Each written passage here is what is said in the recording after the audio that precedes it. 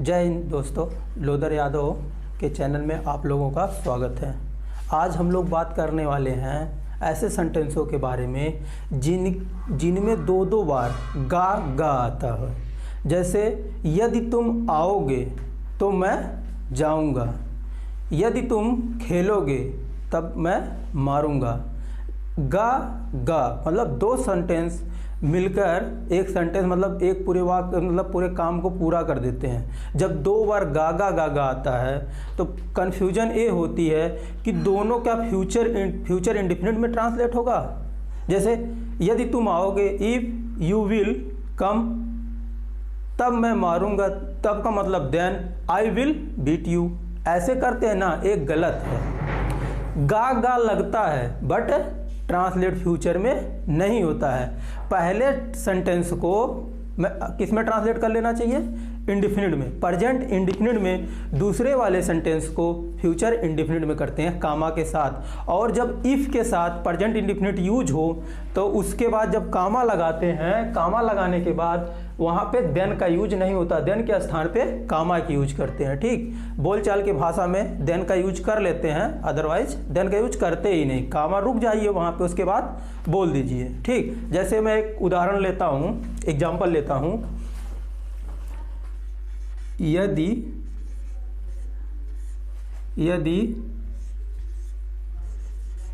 तुम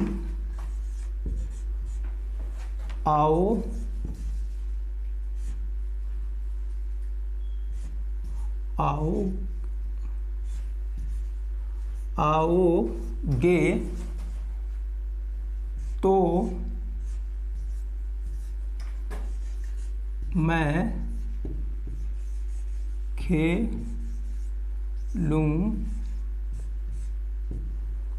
तो मैं खेलूंगा। यदि तुम आओगे तो मैं खेलूंगा। देखो आया कि नहीं? एक तुम आओगे एक सेंटेंस लग रहा है और दूसरा सेंटेंस लग रहा है, पहला और दूसरा। तुम आओगे तो मैं खेलूंगा, गा लगा तो कंफ्यूजन होती है। क्या दोनों ट्रांसलेट फ्यूचर में करेंगे? नहीं, ऐसा नहीं होगा। पहला सेंटेंस हम लोग प्रेजेंट इंडेफिनिट में करते हैं, फिर कामा लगाते हैं। तो का मतलब यहाँ कामा लगाते हैं, देन दैट ये सब नहीं लगाते हैं।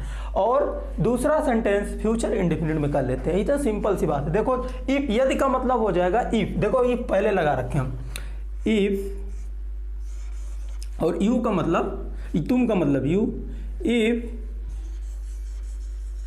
इफ यू कम, और सबको पता होता है अगर यहाँ प्लूरल है तो मेन वर्ब में यस या यस नहीं लगाते हैं प्रेजेंट इंडेफिनिट में। ठीक, वो भी असर्टिव सेंटेंस के लिए यहाँ कामा लगा देंगे। इफ यू कम, यदि तुम आओगे तो मैं खेलूंगा। मैं मतलब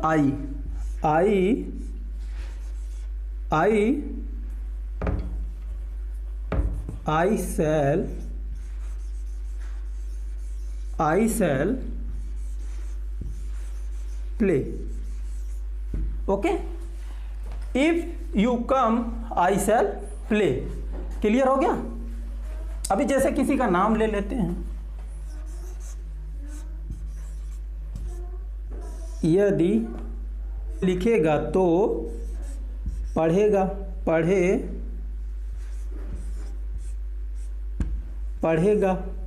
नहीं कहते हैं।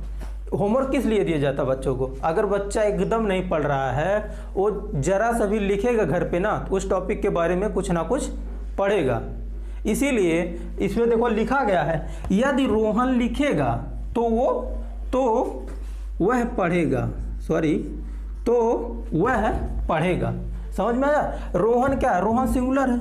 अभी देखिए, if Rohan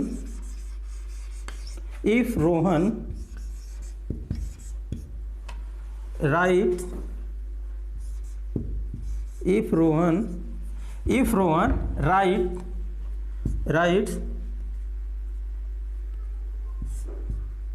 comma, he will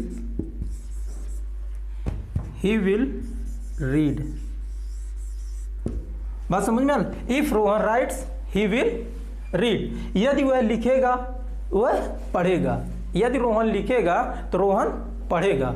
बात समझ में आई है ना? इसी तरीके से कोई भी अगर रहे, कोई भी सेंटेंस रहे, हम लोग ट्रांसलेट कर लेंगे। ओके, तीसरा एग्जाम्पल है इफ सी डांसेज आई शैल सिंग। इसका मतलब होगा यदि वह नाचेगी तो मैं गाऊंगा। बात समझ में आ रही ना? इसी प्रकार से जितना भी हो, आप लोगों को जितना भी ट्रांसलेट मिले आप लोग ट्रांसलेट कर सकते हैं। ओके।